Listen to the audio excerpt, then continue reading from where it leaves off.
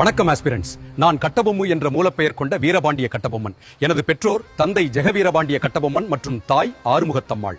எனது காலம் 3 ஜனவரி 1760 ஆண்டு முதல் 16 அக்டோபர் 1799 ஆண்டு வரை வாழ்ந்து வந்தேன். எனது உடன் பிறந்தோர் சகோதரர்கள் குமாரசாமி என்ற ஊமைத்துறை மற்றும் துரைசிங்கம் என்ற செவத்தையா மற்றும் சகோதரிகள் ஈஸ்வர வடிவு மற்றும் துரைக்கண் கட்டபொம்மன்.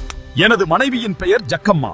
எனது முன்னோர்கள் ஆந்திராவை சார்ந்தவர்கள் 11ஆம் நூற்றாண்டு தமிழகத்திற்கு வந்தனர். மேலும் எனது தந்தை ஜெக வீரபாண்டிய கட்டபொம்மன் கார்னல் ஹெரான் காலத்தில் குறுநில மன்னராக இருந்தார். தலைநகரம் பாஞ்சாலங்குறிச்சி. நான் எனது தந்தையின் இறப்பிற்கு பிறகு 1790ஆம் ஆண்டு 30 வயதில் பாஞ்சாலங்குறிச்சியின் பாளையக்காரராக பொறுப்பேற்றேன். ஆரம்ப காலத்தில் நான் அமைதியை விரும்பும் மனம் கொண்டிருந்தேன்.